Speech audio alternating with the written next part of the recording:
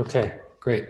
Okay, so thanks to Patty and Christoph for inviting me to give this talk. So, I mean, it's a real pleasure to do so in this time, which is a difficult time for many of us. It's like a real pleasure to be able to spend an hour talking about subjects like formal reasoning and program analysis. So I'm really pleased to be able to get to this opportunity to do it. What I'm going to do in this talk is I'm going to start not very technical, and then we're going to get a little bit more technical, and then we're going to get very technical right near the end. We're not going to start too fast on the technical side, but I want to talk about some of the human side of doing program analysis in industry. So let's begin with the hacker way. So the hacker way actually is an address nowadays. It's an address where the Facebook headquarters are located in California. Now, if we go forward, and so I'm not here to talk about the address itself, but rather what happened to me when I arrived there.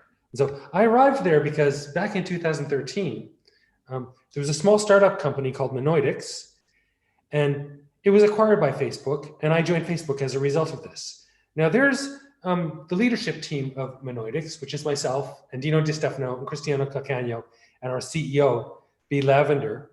That's our people there when we visited Facebook just before the acquisition. And at this point, it was pretty clear that they were going to make an offer to us, and we were going to have an offer, and we were going to join the company.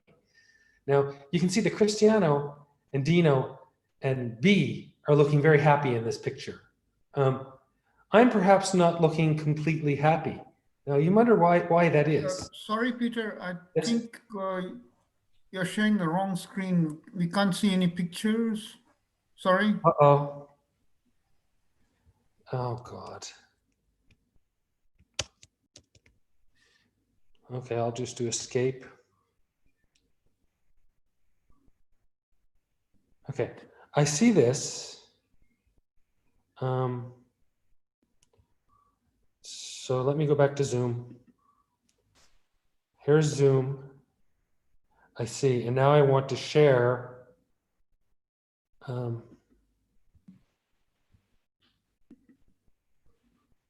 going to stop the share. And I'm back to Zoom. I want to screen share.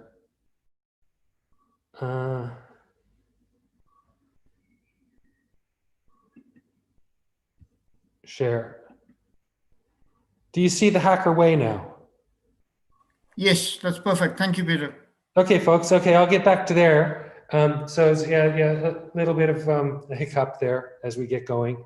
So I'm going to start not completely technical, and we're going to get more technical as we go along.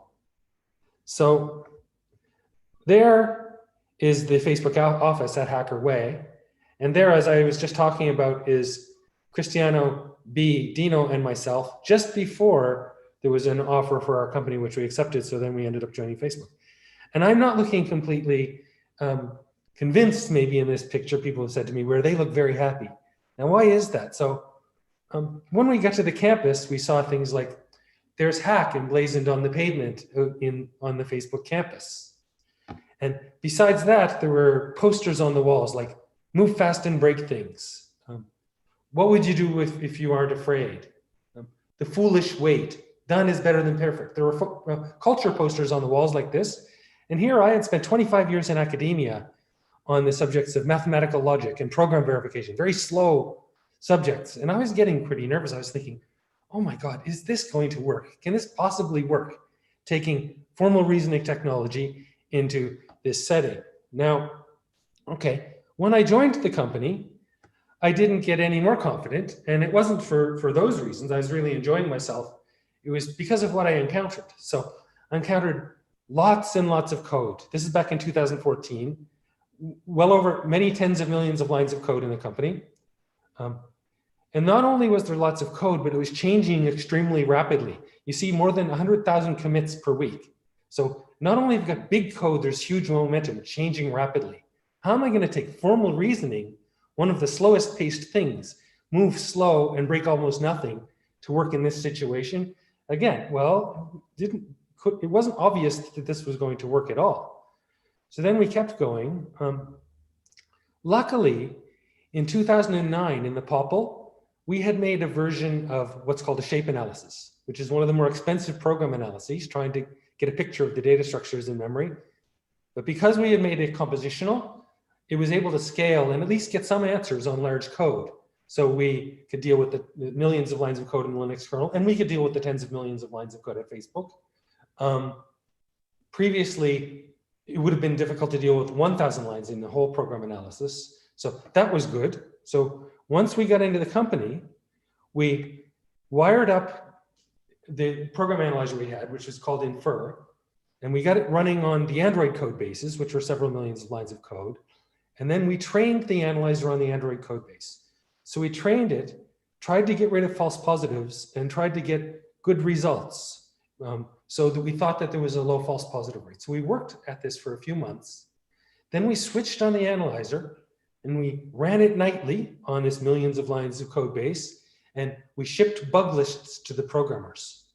And then something really strange happened. We were greeted not by, they didn't congratulate us, we were greeted with silence. They didn't fix hardly any of the bugs, or I'll say none of the bugs, unless we cajoled them really strongly, then perhaps they would pay attention to a bug. Now, this for me just reinforced the fear that I had earlier. So here we were, we brought this technology in, and the developers weren't paying attention, and I was wondering, like, is this going to work? Am I gonna have to go back to university with my tail between my legs because this doesn't work? And I wasn't sure, but as it is, you keep going, you keep trying to do things, but this caused a few sleepless nights, but I was still trying very hard with the rest of my team. Yeah. Peter, sorry to interrupt you, Peter. Again, I don't think the slideshow is actually playing. It's still stuck on the first slide. Oh my God. Sorry about that. Yeah. Can you advise me how to fix this? Can you see, you don't see batch mode? Now I see batch mode, but previously it was stuck on that hacker way, and that was it. I see. So when I do slideshow, it doesn't work. So I'll have to do it in a different way. So if I do play, now I'm going to go forward one slide. It's not going forward one slide? No? Correct. Still on deployment model now. Yeah, still on batch deployment mode, yes. Well, that's very interesting. You know what? I'll do it in a more ad hoc way. I'll just do it. Yep. Thank you, Peter. Yes, yes. So here we are with the batch deployment model. So there we skipped over the hundreds of millions of lines of code, the compositional program analysis. Now we're on the batch deployment model that didn't really work. So that didn't work very well. Now, just let me check. You see 10 plus million lines of code now, yes? Yes. Okay, so although this batch deployment model didn't work very well, at the next step, in parallel, what we were doing is we made use of Infer's compositional capability. And there's many commits being put into the code base each week or each day. At any given time, there can be thousands of commits on the fly. We wanted to make use of the compositional nature of Infer to process just the commits, or just the commits plus some cached surroundings, rather than the whole entire code base. And so the way they did this will be the only bit of separation logic, that theory that we'll see in this talk, is that separation logic has a way to make sure that when you're reasoning about part of a program, you only need to look at the part of memory that it touches. And this involves something called the frame rule. So what was happening is that Infer, many instances of Infer were running on this large code base. And each instance would look at the bit being changed by the commit, and it would pick off just enough memory, modulo some things about abstraction, pick off just enough memory to analyze that commit.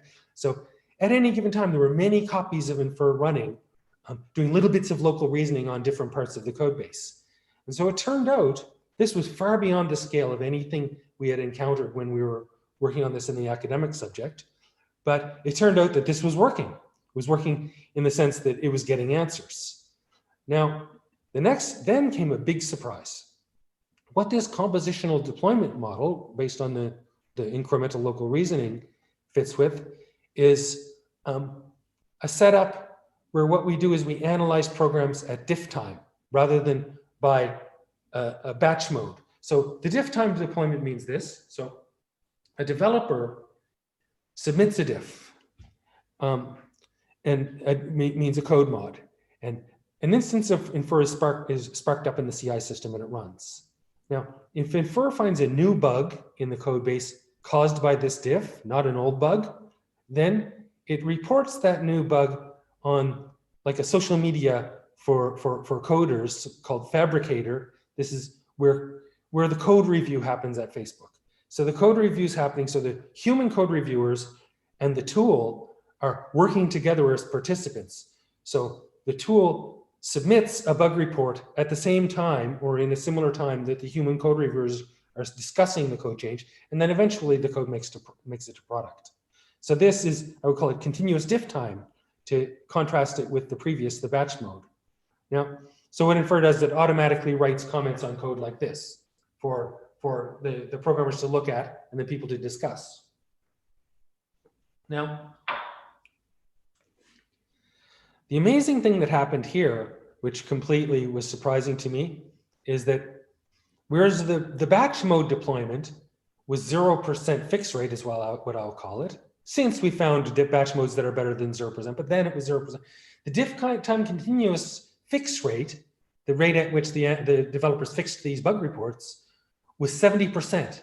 Note that's for the same analysis with the same false positive rate, we get that much of a fix rate. To me, this was stunning.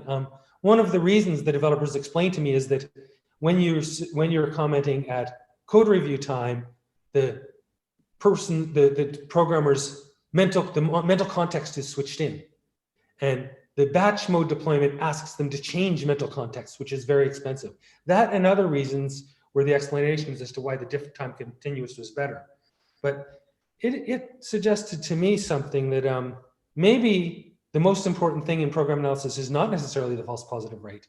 And it would be nice in our scientific studies if we had different measures. The measures that we use in our scientific studies are as if batch mode. You get lists of things, you get false positive rates that the humans judge, and you get a timing. It would be great if we could get ways to measure the analyses in scientific papers that spoke more to the speed and the turnaround and the way of interacting with the developer, like I'm talking about here. So this was quite a powerful experience. And when I step back and I think about it, is the higher level reason for why this worked is that we've integrated with the programmer workflow.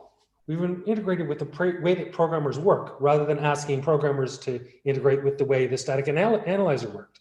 And Zuckerberg put it like this when he, in his letter to investors in 2002, he said, "The hacker way is an approach to building that involves continuous improvement and iteration." So you see that what the programming model is based on iteration. So fast iteration by sending diffs into the code base. And what the program analysis did is it sat alongside the programmers, taking serious this way of building software. When we sat alongside the programmers, when we made the text sit alongside the programmers, then all of a sudden it performed much better as far as the fix rate goes, as far as helping the programmers. So this was a rather amazing experience for me. So before I went into the company, I'd heard things like it's important to integrate with the workflows. I didn't, really understand that. I heard it, but I didn't understand it. And I didn't know anything about software engineering before coming into the company. But this is one of the cases where program analysis is learning from the programmers, not necessarily the other way around. Okay, so that's program analysis deployed in a way that takes seriously the hacker way, the iterative way of developing. And there's a few papers there, 2 papers there that relate this experience. Now I want to shift gears and talk a bit about analysis hacking. So hacking a program analyzer, not just hacking the way the analyzer is deployed to the people, but hacking the analysis itself.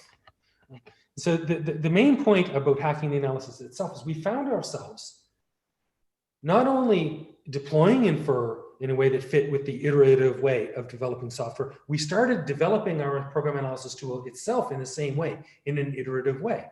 And what we would do is, instead of trying to make the tool perfect and then shipping it and then celebrating, what we would do is we would put out checks for certain bug types before they were perfect and iterate with the people. So then the developers would give us feedback on whether this check is good or bad, or the way in which it's good or bad. And then this would help us then tune the check and make it a lot better. And we found that the move fast and break things was like, the developers would rather us put out a check early and iterate with them to make it better, rather than wait, and only put it out at the end. Something more like the waterfall model of software engineering. Now, I'm going to now go into a personal example of this analysis hacking. So the context is, after being in Facebook for a couple of years, I had been a manager. I'd been the manager of the team, and the tool was starting to become somewhat successful. So I was getting itchy. I wanted to do technical work of my own. And my manager, Brian O'Sullivan, then shifted me over to a half-time engineering role, and then a full-time engineering role away from management. And I decided, what should I work on? I want to work on one of the hardest things I can think of, and that's concurrency analysis. And I had said this to Mike Hicks before that in an interview for his programming language enthusiast blog. I said, I want to understand concurrency scalably. I want to produce high quality reports useful to programmers. Then it could scale to many programs and many programmers. This seems, when I said this, I mean, it was just an aspiration. But then when I decided to go into engineering myself, I said, okay, why don't I try that? I mean, that doesn't sound too easy, but why don't I try? And let me just remind you, the numbers at the bottom are just a reminder that if you try to look at all the interleavings in a concurrent program, it's not going to work very well. You very quickly run into the number of possibilities that are more than the assumed number of atoms in the universe and things like this. Enumerating the interleavings isn't a very effective approach. And that's one of the key reasons for why it's difficult. So at that time, I'll just put two bookends to the context for this. One of the most highly cited static analysis for concurrency papers ever, and a very, very, very good paper, was this Racer X by Engler and Ashcroft. Now this found 3 race bugs in Linux, 3 real race bugs in Linux that were fixed. That's not a lot of bugs, right? So when we're working on static analysis in industry, we're looking for impact. So usually, unless there are no bugs, usually we're looking for like hundreds, thousands, those kinds of numbers of bugs. But that was that bookend, and I really respect that paper. On the other hand, here's dynamic analysis. Many papers in dynamic analysis, they said static has proved to be difficult for concurrency, so therefore we're going to do a dynamic. One of the most successful dynamic papers is Thread Sanitizer by the folks from Google, and there are other ones that take that very same point. And the deployed things, as opposed to the things done worked on in the literature, tended to be dynamic, not static. And the reason was static is thought not easy. So I wasn't going to let that dissuade me. I had something in my back pocket called concurrent separation logic, which was a theory for reasoning about concurrency. And I thought I knew how to prove a lot of the programs. And I thought I could make an analyzer based on these ideas. And even if I failed, I reckon, well, why not? I think I'd like to have a go at this. So despite the fact that maybe static was thought not to be easy, I had my own way in, and I was pretty enthusiastic and stubborn. So, okay, so I wanted to make a concurrent separation logic program analyzer. And I wanted to be fast and compositional, but it's really a bad idea to just start from a very abstract point of view when your goal is to make a difference in impact in a reasonable amount of time.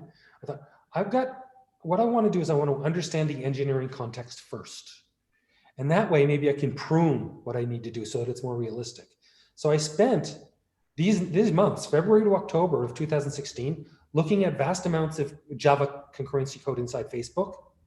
I was doing mental program proofs in concurrent separation logic to see if I thought it would work and to see how I understood what was going on. And I started implementing a prototype concurrent separation logic prover. And in this time, there's nothing deep that you find out, but this is the kind of thing you need to do to scoping work in engineering. So I made 3 discoveries. One is that the Java code that was concurrent, it didn't have any thread spawning. It was all implicit, done in Android frameworks. And yet there was certain things that were supposed to be thread safe. So this saved me a lot of time. I didn't have to deal with explicit thread spawning in my analyzer. I had wasted 2 weeks making an analogous algorithm to deal with thread spawning, but then I realized I didn't need it. Instead, I would try to make sure that the thread, in a thread safe class, that the different methods didn't interfere with one another, was what I would try to do instead. Well, that was interesting. That simplifies the problem. The discovery number 2 was that all of the code I saw, or maybe 98% of it, I could prove, or so I thought, when it was correct with concurrent separation logic and fractional permissions. So here's an example.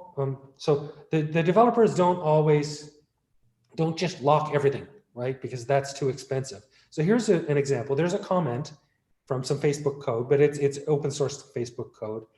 And it's saying, this is written to only by the main thread with the lock held, read from the main thread with no lock held, or read from any other thread with the lock held. So here's a small program showing this. So we write to X inside the synchronized block in the first thread.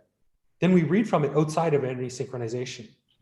In the second thread, we read from X inside synchronization. Now this is okay, this is race-free, because the write in the first thread and the read in the second thread are synchronized, so they can't happen at the same time. Although the read in the first thread is not synchronized, it's okay if it goes at the same time as the synchronized in the second thread. So it's okay. And so we won't look at this little proof in detail, but I was able to do little proofs like this in concurrent separation logic with fractional permissions. And it was all working out very well. It can explain these kinds of idioms very well. The third discovery was that synchronized this was by far the most common idiom. So sometimes you had 2 locks in a file. Very, very, very seldom did you have 2 locks in a file. Usually it was just synchronize this. So my plan was I developed an algorithm to infer what's called resource invariance and preconditions, an abstract interpretation algorithm, which I thought would cover 98% of the code that I had seen. It ignored multiple locks to get started, and I just began implementing. And I had a grand plan. I was very excited about this grand plan. So my plan was, I'm going to ship this analyzer in about 1 year. And I think it's going to find hundreds of bugs. Remember the Ashcroft Engler paper, which I greatly respect, found 3 bugs. I thought, I'm going to find hundreds of bugs, was my grand plan, and I'm going to prove data race freedom for thousands of classes and hundreds of thousands of lines of code. I was extremely excited by this. I thought that would be a lot of impact. And furthermore, it will be done with a beautiful prover. And so I liked this idea. But after 10 months of work, I had no impact at all. But the Facebook management saw this plan unfolding, and they thought, this sounds good. If it works, it'll be great. If it doesn't work, we'll learn something, was the kind of thing that was being said to me. So that was great. Then something happened. So sounded like a good plan. But then my colleague Sam Blackshear on the Infer team, he was making periodic updates to all of the Android programmers at Facebook saying, this is what we're doing.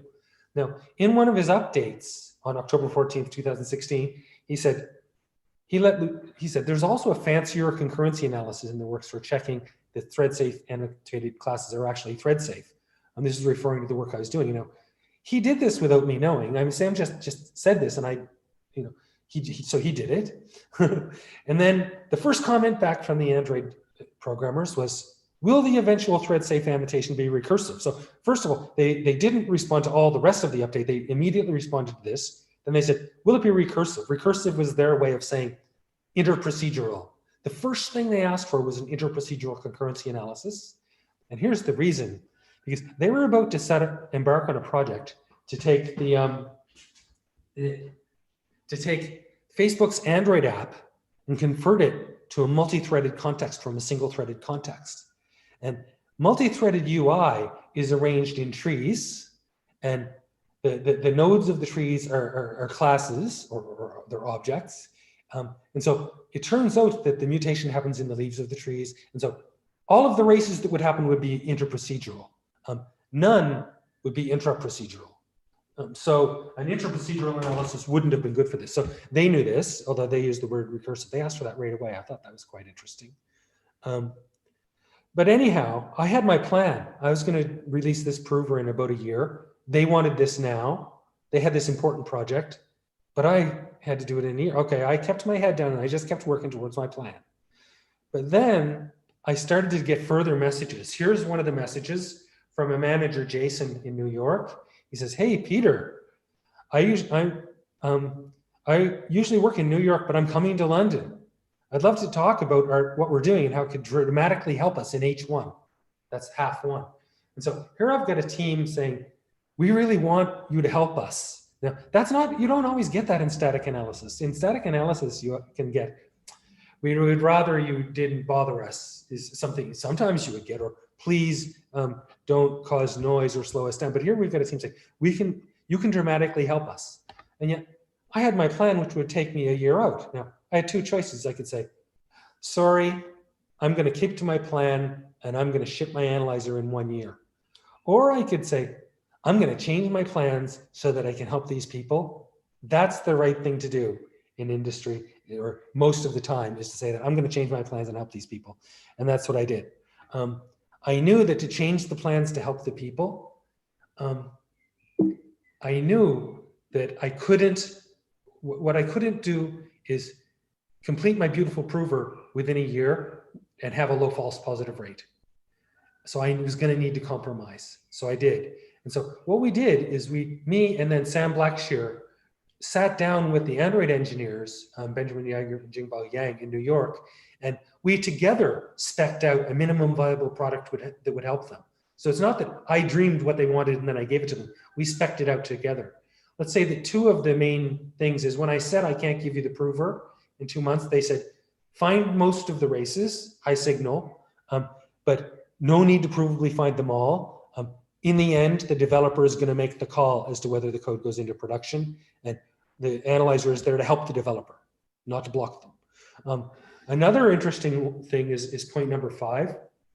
Don't bother with fine-grained locking. So the first thing a scientist wants to do is to go for intricate, tricky examples, right? Like non-blocking concurrency, things like this. We would like to go for that. Hand-over-hand locking. We would like to do that. It's fun. They said, don't do that.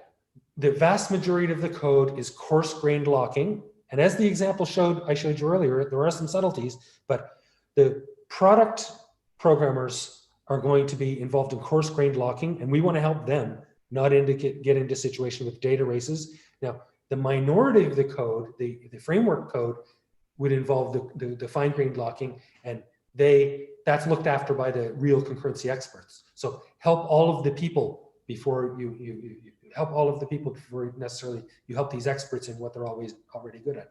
So this was really great. This constrained what we did. So we wrote a paper and we made an analyzer, and the analyzer has some abstract domains, and it's a compositional abstract interpreter. Now what I want to do is a demo, and I'm a bit worried that the screen isn't going to share properly now. So Christoph, can you tell me?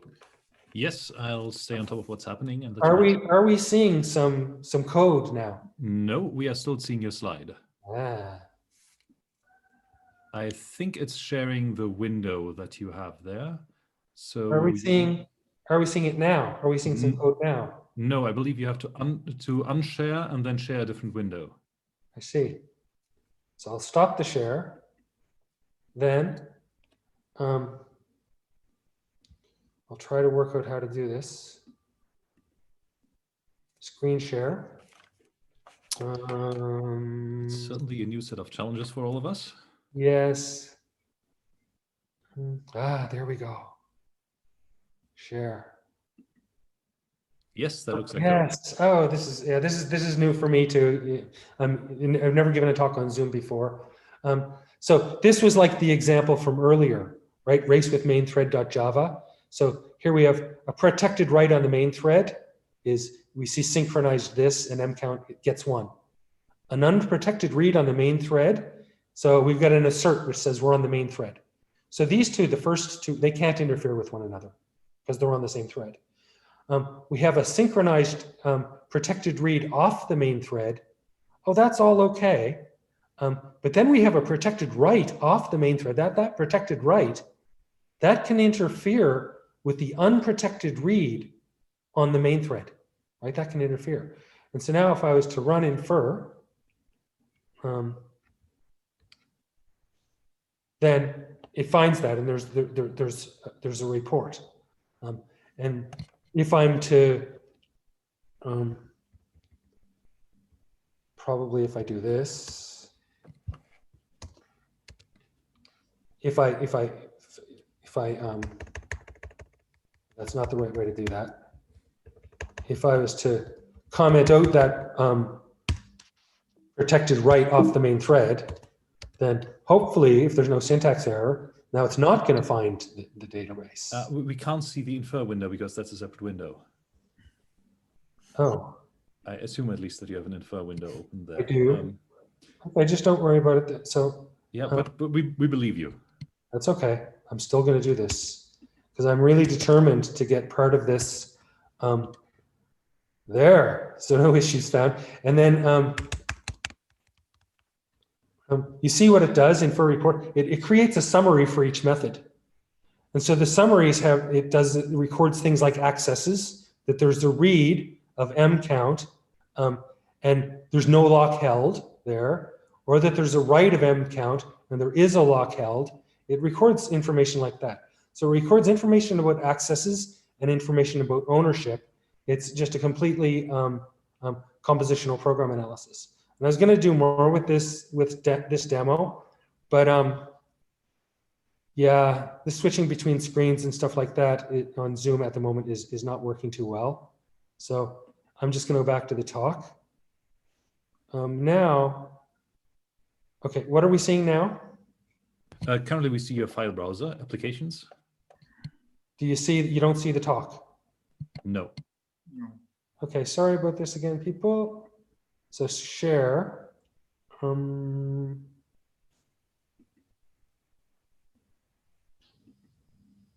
about that? Now we see the talk. Yes, again, right? we see the talk again. Okay. Okay. So there's a compositional program analysis that keeps track of information about what the current thread is, information about ownership, information about accesses, and what it does is it does that for each procedure. It does it without examining the entire surrounding context like a compositional program analysis does. And that's what allows it to go fast. So, okay, so we won't do the remainder of that demo. Now, the impact of this, was quite good. So, you recall earlier, what I was hoping to do was to find hundreds of data race bugs and prove thousands of classes data race free. Well, I didn't prove any classes data race free, but in 1 year in production, it found over 2,500 data race bugs. And there was no false negatives observed in production from this for over a year. Although I can trick the analysis, there was none observed in production. So this just illustrates the kind of impact that you can get by working together with the people, with the programmers, to give them what they need, as opposed to dreaming up what they should have beforehand. It's very powerful when you do this sort of thing.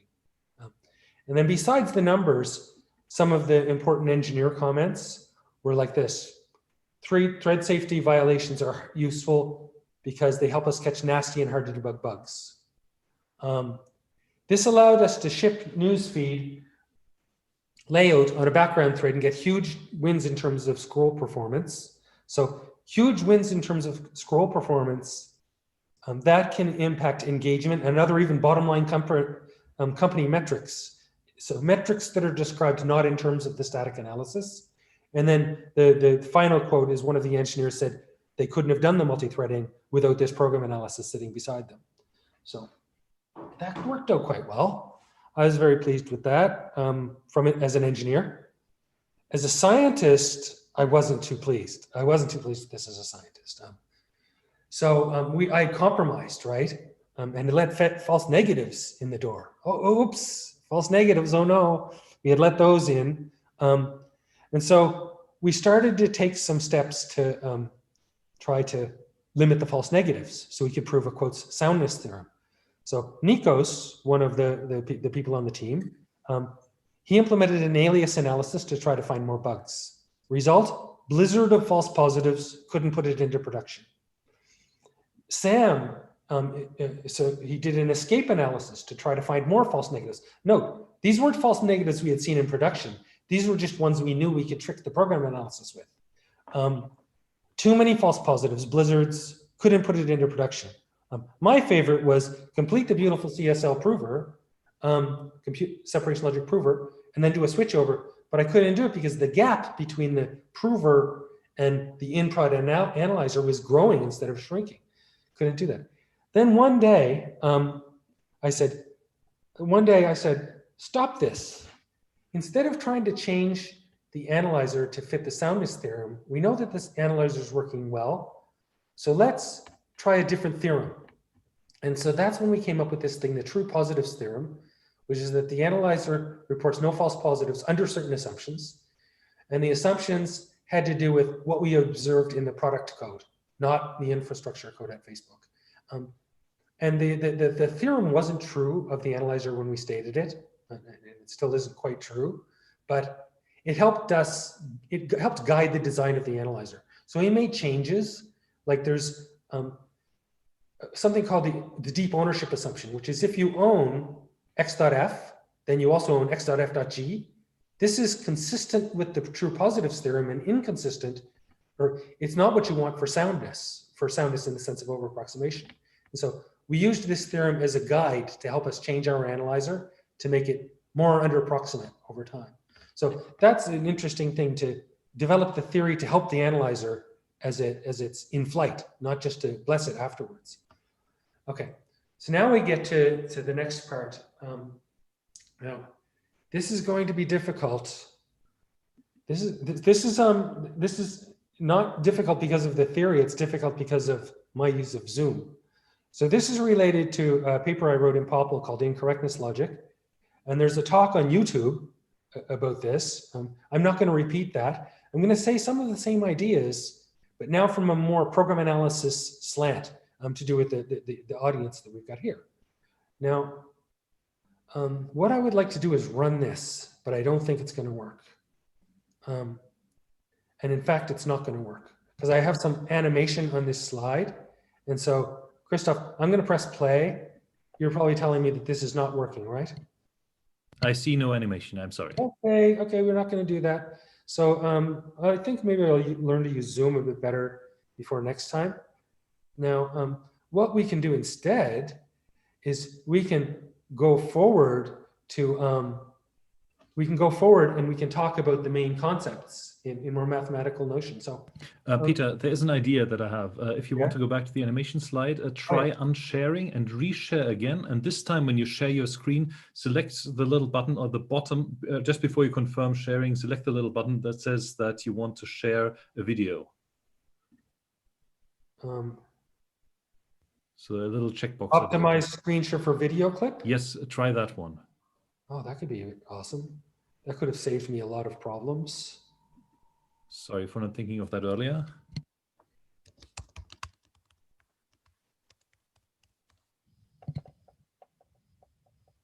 This. Is that working?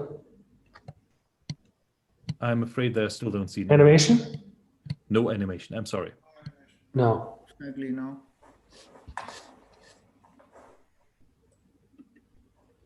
Hello? Hello, we can still see you, but you're not sharing right now.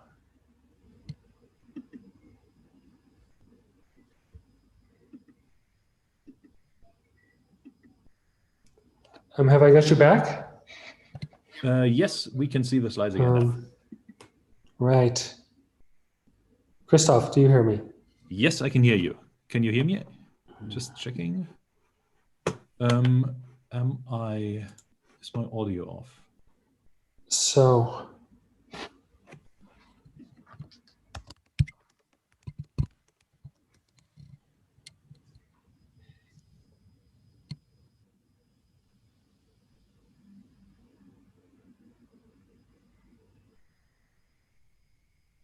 Hello. Can you hear me? I don't hear you. Can you hear me?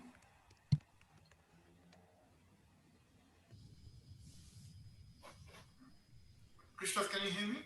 I can hear you. I think that Peter can't hear us at the I don't moment. hear you, Christoph. Do you hear me? Nod yes if you do. Okay.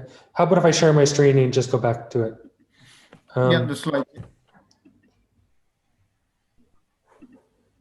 Okay, we're back.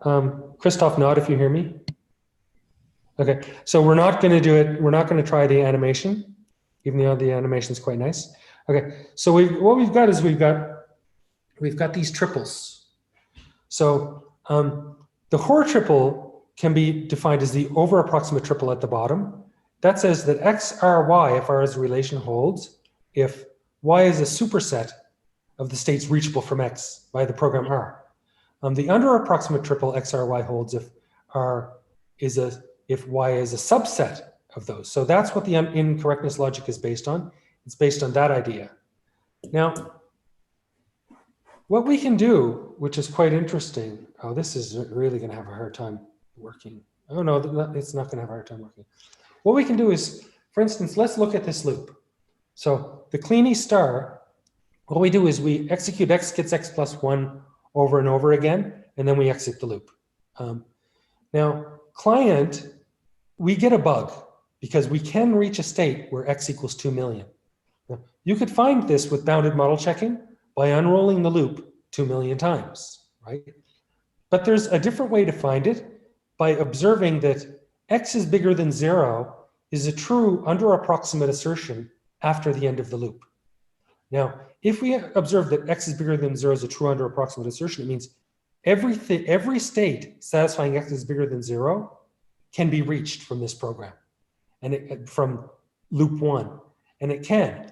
And once we know that, then we can prove that this loop is reachable, and we can prove it without examining all of the unrolling. So we can do it very succinctly. That's very interesting. How are we going to do that? We're going to do that with an interesting proof rule, which isn't like Hoare's proof rule for while loops for over approximate logic. It observes that for under approximate reasoning, there's something like a liveness property in play. So from every state in the conclusion, you can get back to the presumption by running the program backwards to at least one state in the presumption. That's sort of like a liveness property. And we have a proof rule that's sort of like, normally liveness proof rules decrease something going forward. Here we decrease something, the P of n plus 1 going backward. And we get this proof rule for reasoning about loops, under approximate loops. And with this proof rule, that's how we can prove the under approximate conclusion, X is bigger than 0. Like there's the instance around lines 20 and 21. It's gotten by choosing my P of n is X equals n. And it uses the backwards variant proof rule. And so we can prove that we get the bug much more succinctly than we would have otherwise done. And we get a much more general summary, so to speak, for loop 1. Well, that's very interesting. So what's very interesting is it opens up some possibilities for program analysis, but also it does that, but it's also highlighting we're using a different kind of proof rule than the one normal from Hoare logic. So you might think, if you look at the over approximate triple and the under approximate triple, that, well, they're just dual. Well, the definitions are dual, but sort of the reasoning you do with them isn't dual. I want to like explain that a bit more now. I explain it as follows. So here are some proof rules for iteration. So the top left rule is Hoare's proof rule for loops. The top right rule is a true proof rule, but it's usually omitted from Hoare logic. It's usually omitted. We'll come back to why that is in a second. That's very interesting. The bottom left rule is a true rule for under approximate reasoning, but it's pretty useless because you stay inside the initial states. The bottom right rule is the rule that I've just talked about, in slightly different notation. And you can't omit that from incorrectness logic, where you can omit the top one from Hoare logic. This is getting at why they're not dual, and this is really quite interesting. Now, the reasons for why that can be summarized as follows. For over-approximate reasoning in Hoare logic, we say that a superset of the reachable states is an invariant. A subset is inductive if it's closed under the transition relation. There's a classic result, completeness of inductive invariance. Any invariant is the superset of some inductive invariant. That's why you can omit that previous rule from Hoare logic, because if the human guesses the invariant on the left, then you can just use that proof rule. And completeness of inductive invariance means you don't need the right proof rule. On the other hand, for incorrectness reasoning, there's nothing that's playing the role of inductive invariance in Hoare logic. Okay, that's my.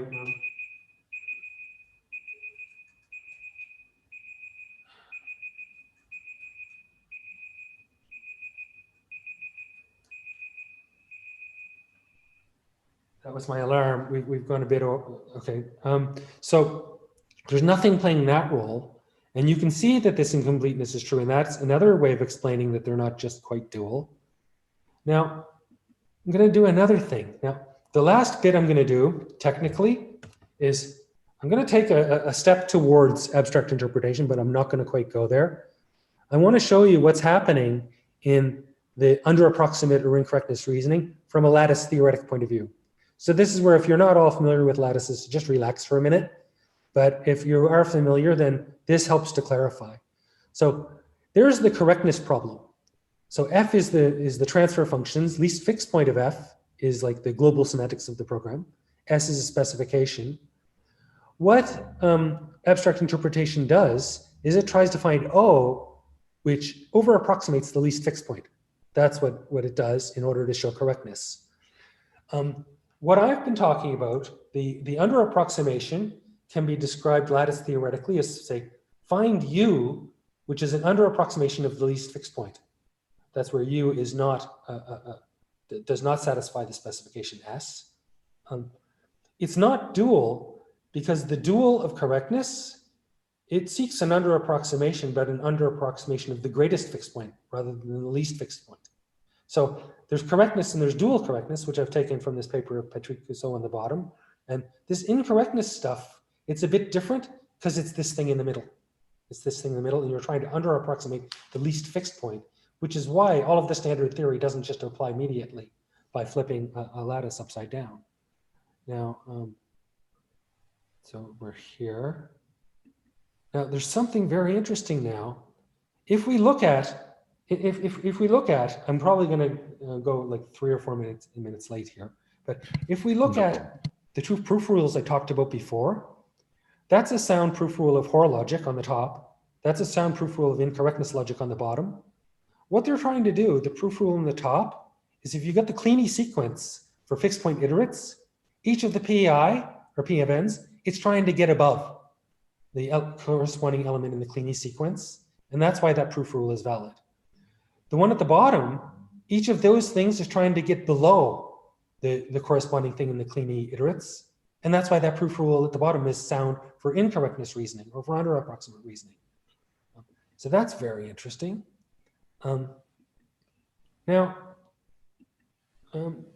Oh, geez. If only I could bring that one in, but I can't. No, I'm not going to be able to do this.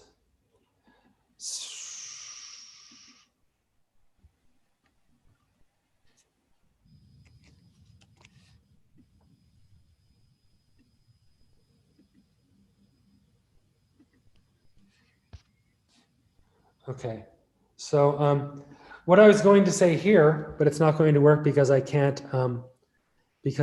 do the animation, is that similar thing is happening with widening in abstract interpretation. What widening does is it uses a binary operation which over approximates disjunction in order to try to get above the Kleene iterates. In under approximate reasoning, there's a corresponding notion which we call submersion, which is an under approximation of disjunction, which tries to get below the Kleene iterates. And so the dual concept would be an under approximation of conjunction, But the non-dual, the thing that's appropriate for incorrectness reasoning, is to be an under approximation of disjunction, which again lets us get below the cleaning iterates. So this submersion, which I wasn't able to show the exact definition of, it's implemented in this infer.pulse, the pulse analyzer of Jules Villard at Facebook. And all it does is it drops disjuncts, and it's a similar concept to widening, except appropriate to under approximate reasoning. Okay, so to summarize, so thank you all for listening and for putting up with a few of the hiccups with me dealing with Zoom. The one thing I want to say, I think in conclusion, is that I started this work as a theorist. Then I went to Facebook and I learned a tremendous amount from the programmers, from the software engineers, an amazing amount. This helped us make better program analyses. Then, oh my God, we made new theory too, because it made us bump into problems that we hadn't bumped into before. Now we're going back and making better program analyzers. So the state of program analysis when you work in industry is at this interesting point where you can have the practice and you can have the theory playing off one another in a really tight iteration loop. And this leads to good results, but it's also very interesting, even scientifically, because it leads to the new theory.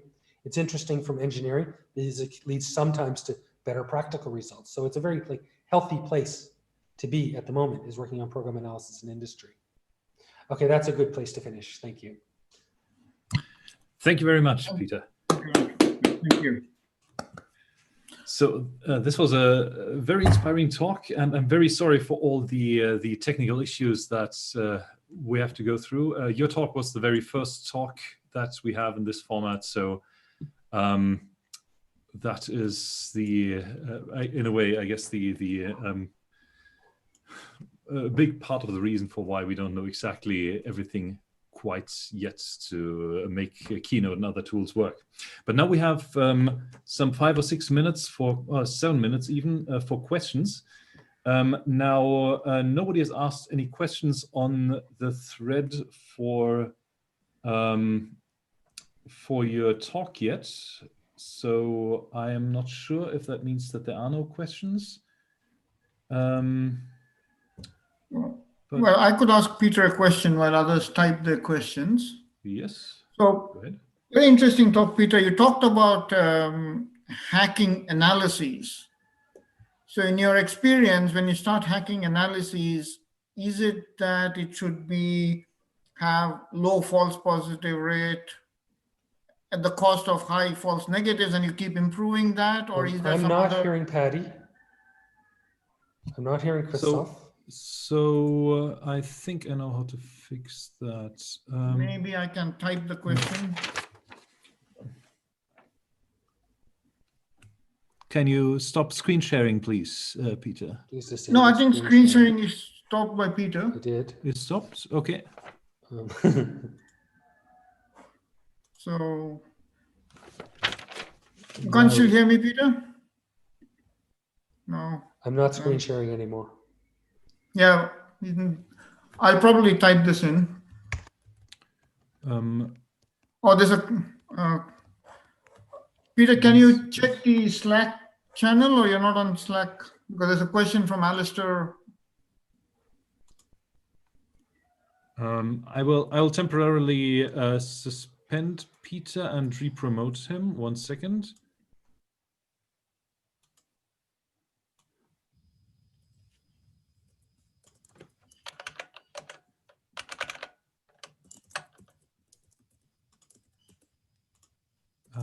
I'm not seeing reaction here, interestingly.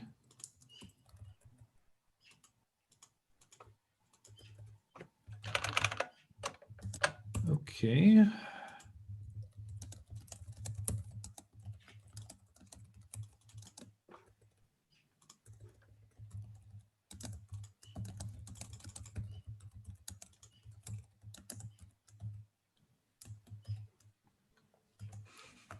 Okay, we have some first questions, some first other questions now, but there we go. I'm re-promoting. Peter there, he seems to have dropped out. Yes, I demoted and re-promoted him. That should have hopefully reset his setup. You may have to unmute him so that he's unmuted in my setup.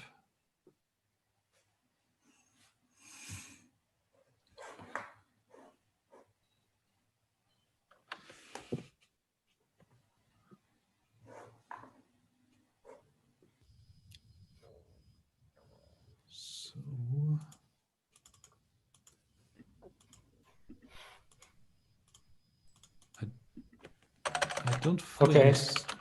Are you back, Peter? Can you hear us?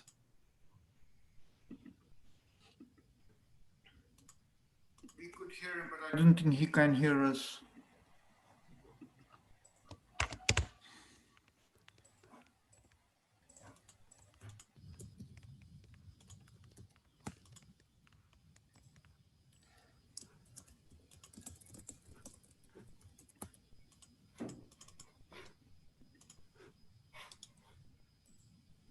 I'm not muted anyhow.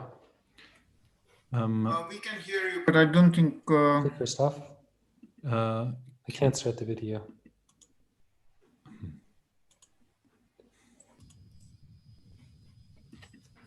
So Peter's in some sort of weird state in my Zoom. Can't hear you either.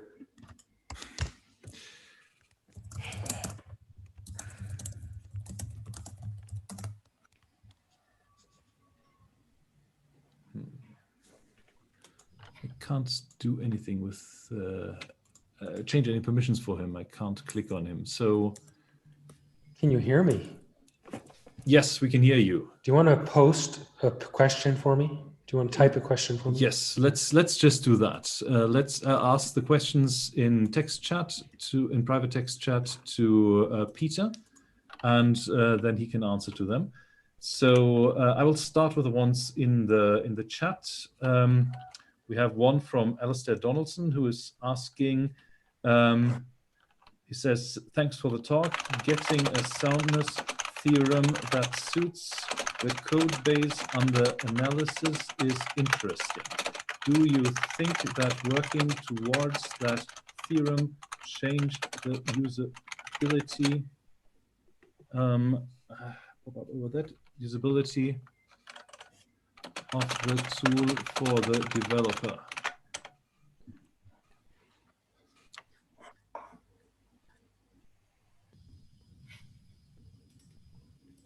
Yes, so getting a soundness theorem that suits the code base under analysis is interesting. Do you think that working towards that theorem changed the usability of the tool for the developer? Yes, I do, because what it led to is fewer false positives. And then this was a win for the it helped in two ways.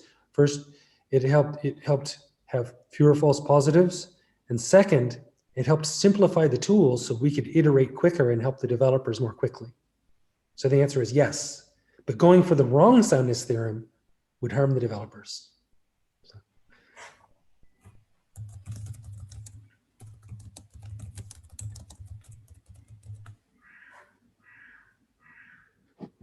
From Julio Lual, is there a risk that they'll learn what the analysis do and still make bugs, but not the ones you can find? Yes, there's a very real risk of that. But although we didn't set out to get this, we found no false negatives from over a year in production. No false negatives were observed. So although that's an in principle possibility, and you can't predict beforehand what will happen, it worked remarkably better than I thought it would. So I feel like there might be some kind of completeness theorem hiding that I haven't done yet for this analysis, but it worked remarkably well in a way that surprises me and I can't completely explain, except empirically.